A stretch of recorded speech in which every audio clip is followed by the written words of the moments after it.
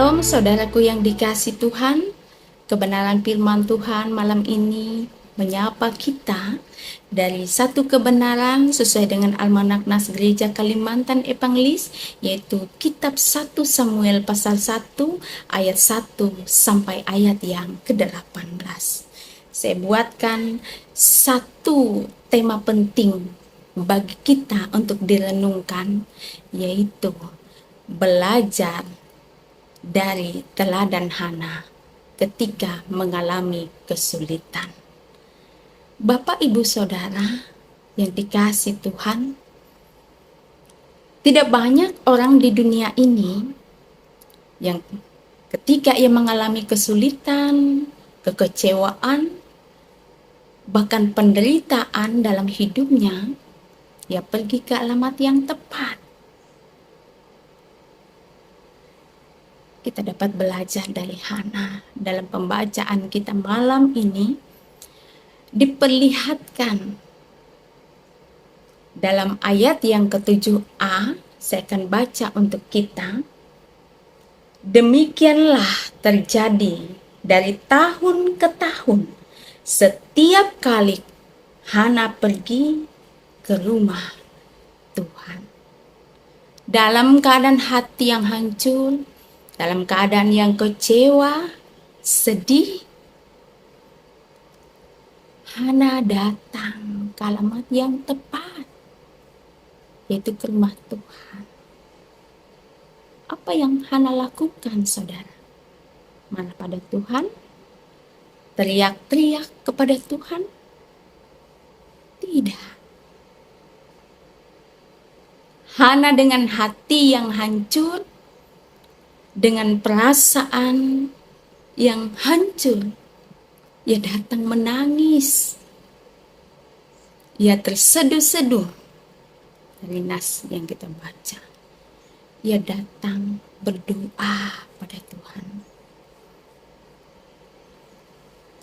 Bukan satu atau dua kali, tetapi dikatakan pada ayat yang ke-12 bahwa doa yang dinaikkan oleh Hana adalah doa yang terus-menerus, kontinu. Ia berdoa bukan satu atau dua kali saja, tetapi selalu setia ia berdoa.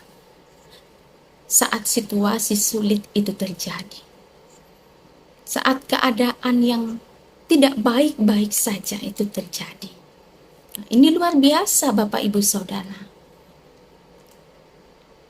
Dan hal ini adalah satu tindakan iman yang luar biasa dan dapat menjadi satu contoh teladan bagi kita ketika kita sedang mengalami kesulitan, kekecewaan, bahkan hal-hal buruk yang terjadi dalam hidup kita. Bapak, Ibu, Saudara, kita hendaknya belajar dari teladan Hana, seorang perempuan yang luar biasa. Ada dua hal yang bisa kita renungkan. Yang pertama, saat Hana mengalami kesulitan dalam hidupnya, kekecewaan, ia berdoa kepada Tuhan. Dan doa Hana ini mengajarkan kepada kita semua pentingnya kita percaya kepada Tuhan dalam keadaan situasi apapun hidup kita.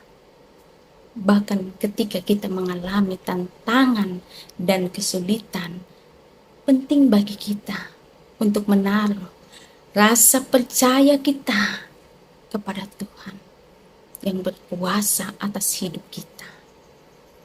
Lalu yang kedua, kita pun bisa belajar lewat teladan Hana dalam mengalami kesulitan, kekecewaan.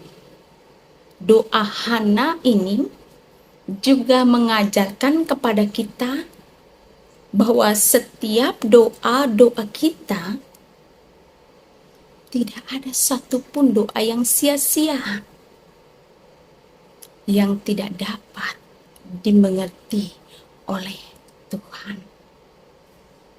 Saya ulang, tidak ada satupun doa yang sia-sia yang tidak bisa dimengerti oleh Tuhan.